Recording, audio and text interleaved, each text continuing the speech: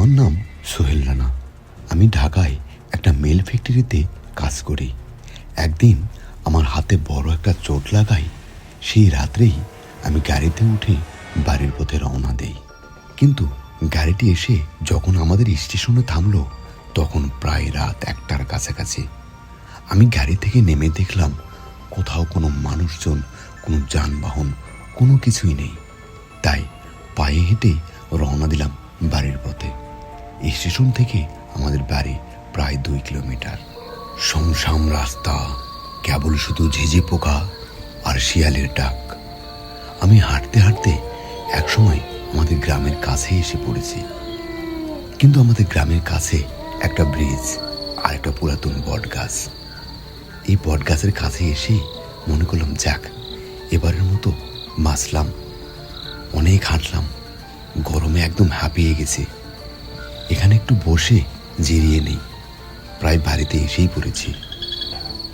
আমি তখন ব্যাগটি ব্রিজের উপর রেখে সে ব্রিজে বসলাম। কিন্তু ঠিক তার কিছুক্ষণ পর জায়গাটি যেন কালো ছায়ায় একেবারে ঢেকে নিল।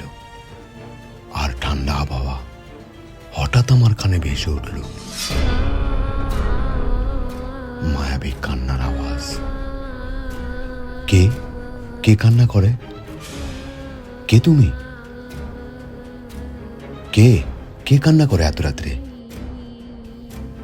কিন্তু আমি অনেক খোঁজাখুঁজি করি, কিন্তু মানুষ দেখি না, শুধু কান্নার আওয়াজটাই পাচ্ছি।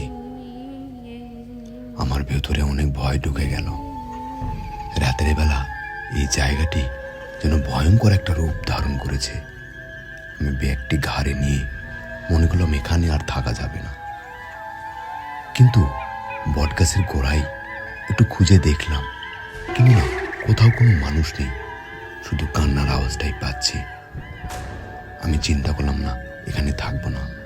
এ বলে আমার গ্রামের দিকে রওনা দিলাম।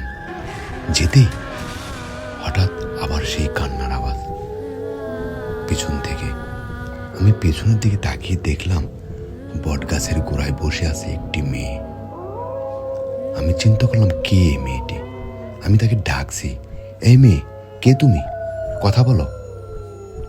এই মেয়ে, বাড়ি কোথায় তোমার?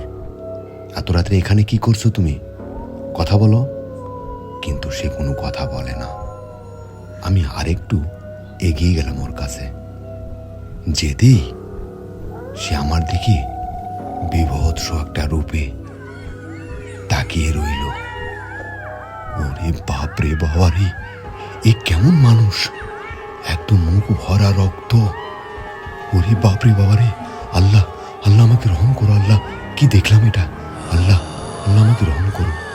আমি দৌড়াচ্ছি আর পিছনে তাকিয়ে দেখছি সে আমার পিছু নিয়েছে। একদম বিভৎস একটি চেহারা, মুখ ভরা রক্ত। আল্লাহ, এটা কি দেখলাম? আল্লাহ আল্লাহ তুমি আমাকে রহম করো। আল্লাহ আল্লাহ আল্লাহ বাঁচাও। আল্লাহ, কেমন চেহারা! ওরে বাপ রে বাবা রে, সে যেন আমার পিছু ছাড়ছে না, আমার পিছু পিছু আসছে। আল্লাহ আল্লাহ তুমি আমাকে রহম করো। আল্লাহ, আমি দৌড়ানো শুরু করলাম। দৌড়াইতে দৌড়াইতে প্রায় আমার গ্রামের কাছাকাছি চলে আসছে। দেখলাম একটি কবর আর 2টা বট গাছ, ছোট ছোট বট গাছ। এখানে এসেও যেন প্রাণটা কেঁপে উঠলো আমার। আমি সেখানে ধীরে ধীরে হাঁটতে শুরু করলাম। একসময় আমার স্যান্ডেলটি ছিঁড়ে গেল। আমি নিচু হয়ে স্যান্ডেলটি ঠিক করতেছি, কিন্তু কিছুক্ষণ পর দেখলাম আমার সাইডে একটি মৃত্যু লাশ কাপড়ের কাপড় পরে দাঁড়িয়ে আছে। আল্লাহ, কি দেখছি এসব? আল্লাহ, আমার সঙ্গে কি হচ্ছে? আল্লাহ আল্লাহ আল্লাহ তুমি আমাকে রহম করো। এ কি দেখলাম? একদম মৃত্যু লাশ কাপড়ের কাপড় পরে হেঁটে যাচ্ছে। আল্লাহ আল্লাহ, এটা ভয়ঙ্কর ব্যাপার। আল্লাহ আল্লাহ তুমি আমাকে রহম করো। আমি এক দৌড়ে একদম আমার গ্রামের ভিতরে ঢুকে গেলাম। এবারের মতো বাঁচলাম।